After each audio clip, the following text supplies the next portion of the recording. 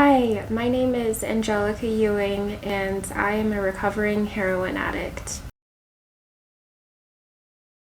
My addiction started when I was a senior in high school. I began partying and drinking on the weekends with my friends, and it shortly turned into a full-blown addiction. I started off by experimenting with marijuana and alcohol, and that became a pretty regular occurrence. Every weekend I would drink and smoke and just hang out with my friends, and then one day somebody introduced me to cocaine, and that was my first experience with hard drugs. I took a liking to it, and I decided that I wanted to try other drugs that were out there, and so I started taking LSD and ecstasy. And then eventually I graduated to heroin, and that's when things took a really dark turn. So, the first time that I tried heroin was when I was 18 years old, and I was a senior in high school. And it didn't take long for things to get really out of control. It's probably the most addicting thing that I've ever tried in my life, and the hold that it had on me was unlike anything I've ever experienced. I started out smoking heroin, but eventually I started injecting it because the potency of it over time, it just becomes you have to just do more and more to be able to feel something, and if you don't do it, then your body goes into withdrawal, so it gets out of control really fast.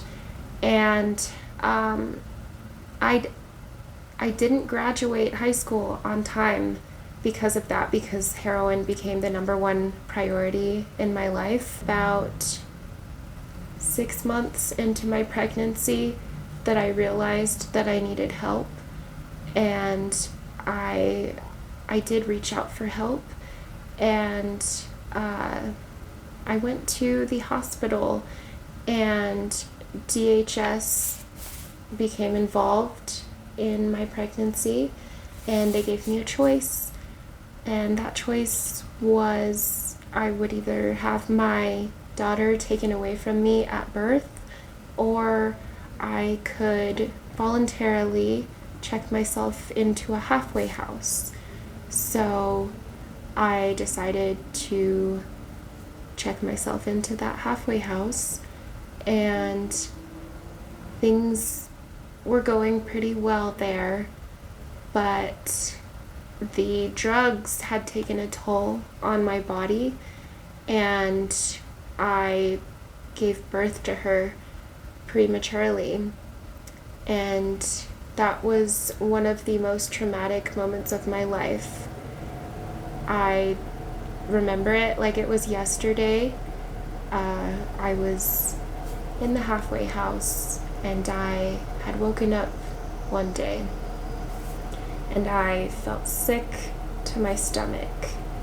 I knew something was wrong, so I went to the hospital, and they basically told me that it was a bladder infection or something to that effect, and they just sent me on my way.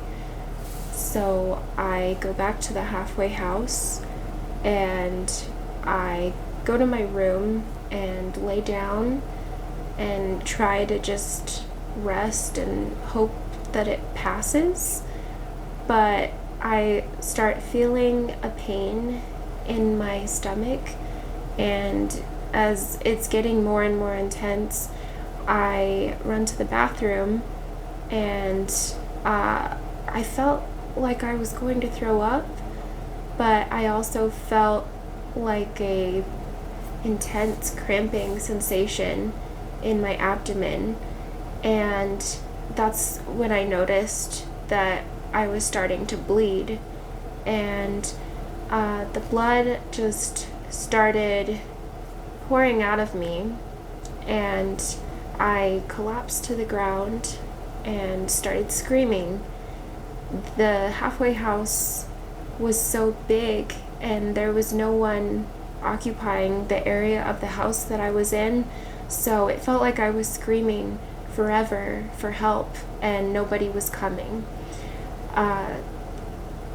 Luckily for me, somebody had come through the back door of the house and heard me screaming, and they came to the bathroom, and I told them to call 911, and they did, but I was going into labor, and there was not enough time to get to the hospital, so paramedics arrived, and they delivered my baby there on the bathroom floor. And she was born when I was about 7 months, so she was very small, and she could fit right on my chest.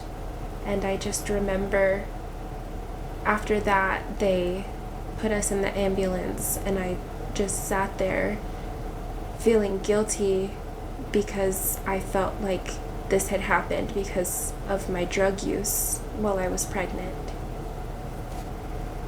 So we got to the hospital, and because she was born so prematurely, they took her to the NICU, and she would have to stay there for a month. And that was pretty agonizing, giving birth to my daughter and not being able to have her with me.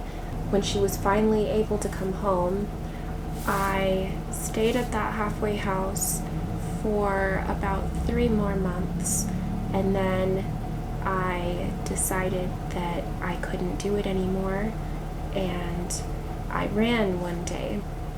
I just put her in her stroller, and I walked out the front door of the halfway house with a bag, and I had no idea where I was going. I just kept walking until I found a gas station, and I was able to get a hold of my dad. I called him, and I told him that I had left and that I couldn't do it anymore, and I begged him to come pick us up and bring us home, and he agreed, and he drove from Colorado Springs to somewhere in Denver, and he picked us up and brought us home. And for a time, things went okay at his house, and DHS deemed that it was a safe living situation, and they eventually closed the case.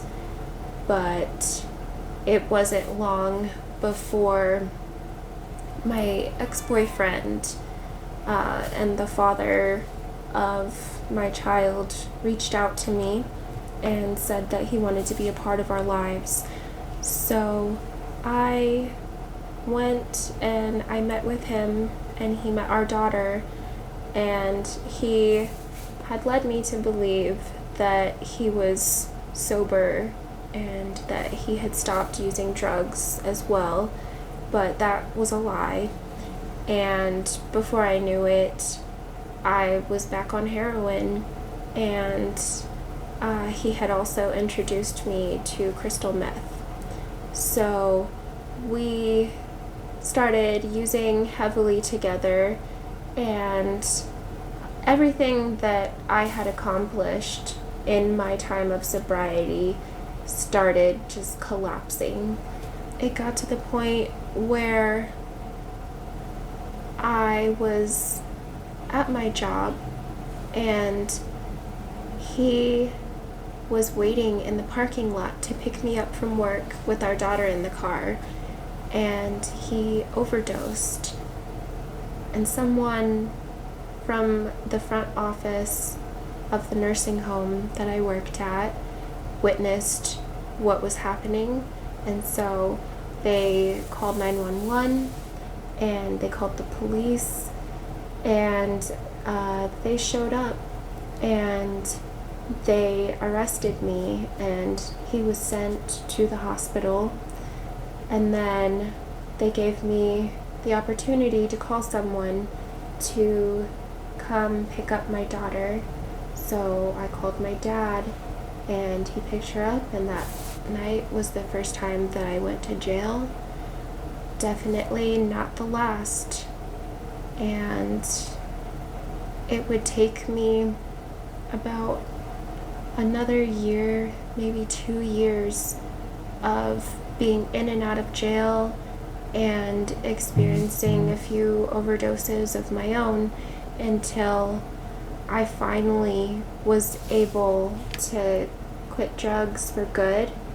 I went to jail and I was given the opportunity to get treatment once I was released, and so I did it was court ordered treatment, so I did my treatment, and I became pregnant again with my son shortly after that, which gave me a purpose and the feeling that I had a second chance to do things right this time.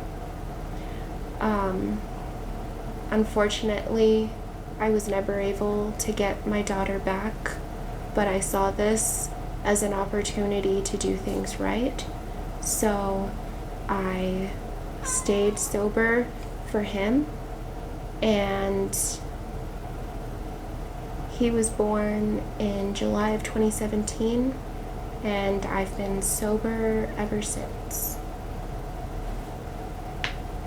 I was 18 when I tried heroin for the first time, and I'm 29 now, and it's been 6 years of sobriety for me.